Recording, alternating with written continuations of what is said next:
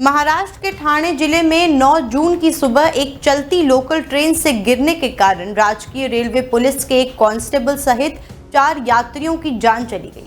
इसमें 6 लोग घायल भी हुए। अब इस घटना के एक प्रत्यक्षदर्शी ने बड़ा दावा किया है।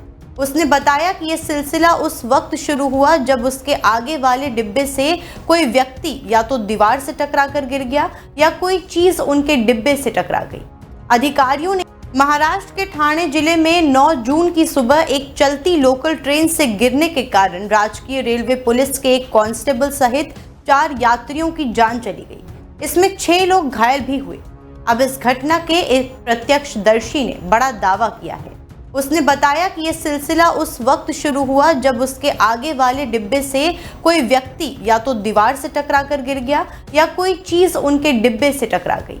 अधिकारियों ने यह जानकारी दी। पुलिस के एक अधिकारी ने बताया कि यह घटना दिवा और कोपर रेलवे स्टेशन के बीच उस वक्त हुई जब ट्रेन कसारा की ओर जा रही थी। दीवार से टकराकर या किसी डिब्बे से किसी चीज से टकराने के कारण गिर गया। उसी समय हमारे डिब्बे से 3-4 लोग और गिर गए और दूसरे डिब्बे से भी कुछ लोग गिर गए। मुझे लगता है कि 7-8 लोग संतुलन खो बैठे और पटरी पर गिर गए। प्रारंभिक रिपोर्टों के अनुसार यात्री एक दूसरे को पार कर रही ट्रेनों से फुटबोर्ड पर यात्रा कर रहे थे, तभी उनका संतुलन बिगड़ गया और वो रेलवे पटरियों पर गिर गए। महाराष्ट्र के मुख्यमंत्री देवेंद्र फडणवीस ने दुर्घटना में मारे गए लोगों के परिवारों के प्रति संवेदना व्यक्त की है। उन्होंने एक्स पर लिखा कि ये बहुत दुर्भाग्यपूर्ण है कि दिवा मुंब्रा स्टेशन के बीच कुल 8 यात्री लोकल ट्रेन से गिर गए। उनमें से कुछ की जान चली गई। मैं उन्हें अपनी हार्दिक श्रद्धांजलि अर्पित करता हूं। हम उनके परिवारों के दुख को साझा करते हैं। इस घटना के बाद रेलवे बोर्ड ने मुंबई उपनगरीय रेलवे के लिए वर्तमान में निर्मित सभी रेकों में स्वचालित दरवाजा बंद करने की सुविधा लगाने का निर्णय लिया। इसके अलावा वर्तमान में सेवा में मौजूदा रेकों को फिर से डिजाइन किया जाएगा और उनमें दरवाजा बंद करने की सुविधा लगाई जाएगी। दुर्घटना की मुख्य वजह क्या रही, तो अगर बात करें इसकी, तो कसारा जाने वाली लोकल ट्रेन के एक गार्ड ने सबसे पहले पटरियों पर घायल पड़े यात्रियों के बारे में सूचना दी। इसके बाद जब एम्बुलेंस मौके पर पहुंची तो मेडिकल स्टाफ को दुर्घटना में 8 यात्री घायल मिले। अधिकारी ने यात्रियों में से एक द्वारा की गई जानकारी के अनुसार टक्कर को दुर्घटना का एक संदिग्ध कारण बताया। 2 समानांतर पटरियों के बीच की अनुमानित दूरी के सवाल पर धनराज नीला ने स्पष्ट किया कि आमतौर पर 2 ट्रेनों के बीच की दूरी 1.5 मीटर से 2 मीटर होती है, लेकिन मोड़ यानी कि कर्व्स पर थोड़ा झुकाव होता है, जो दुर्घटना के संभावित कारणों में से एक होने का संकेत देता है। घटना के बाद रेलवे बोर्ड ने घोषणा की कि बेहतर आराम और सुरक्षा प्रदान करने वाली नई डिजाइन वाली गैर वातानुकूलित ट्रेनें जनवरी 2026 तक शुरू होने की संभावना है और मुंबई उपनगरीय सेवा के लिए 238 ऐसी ट्रेन सेट का निर्माण किया जा रहा है। रेलवे अधिकारियों ने बताया कि नई नॉन एसी ट्रेनें 3 डिजाइन परिवर्तनों का उपयोग करके वेंटिलेशन के मुख्य मुद्दे को संबोधित करेंगी।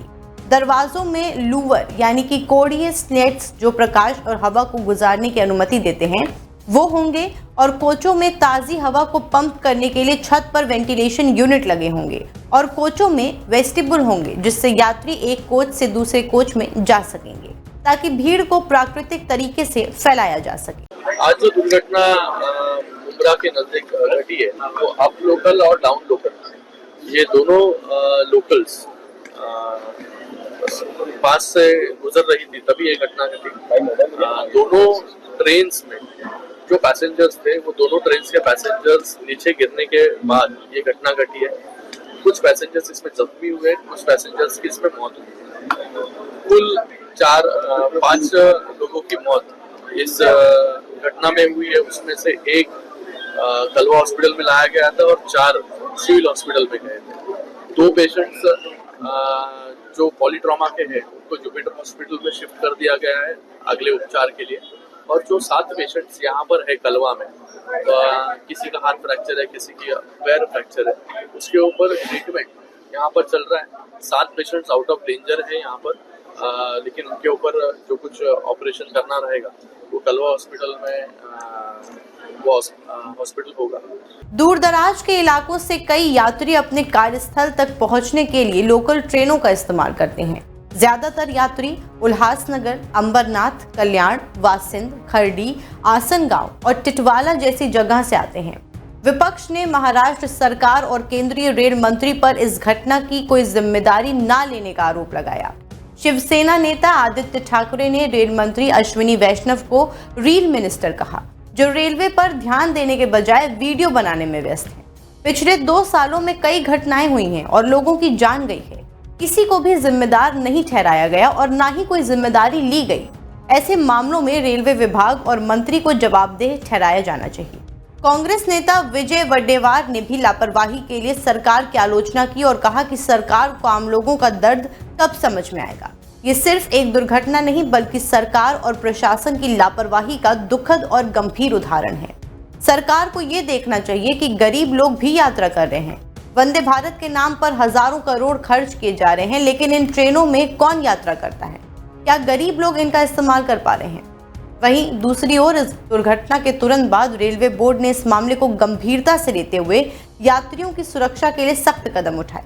रेलवे बोर्ड द्वारा जारी निर्देशों के अनुसार अब से मुंबई उपनगरीय क्षेत्र में निर्माणाधीन सभी रेलवे स्टेशन में स्वचालित दरवाजा बंद करने की सुविधा अनिवार्य रूप से जोड़ी जाएगी। इसका उद्देश्य ये है कि चलती ट्रेन में दरवाजे खुले न रहें और कोई भी यात्री लटक कर यात्रा न करे। इसके साथ ही वर्तमान में सेवा में चल रही सभी कोच को भी दोबारा डिजाइन किया जाएगा। इन ट्रेनों में भी स्वचालित डोर क्लोजिंग सिस्टम लगाया जाएगा ताकि सुरक्षा व्यवस्था को और सख्त किया जा सके और लोगों की जान बचाई जा सके। फिलहाल के लिए इतना ही। आगे के अपडेट्स के लिए बने रहे हमारे साथ, देखते रहें डेली 24 भारत।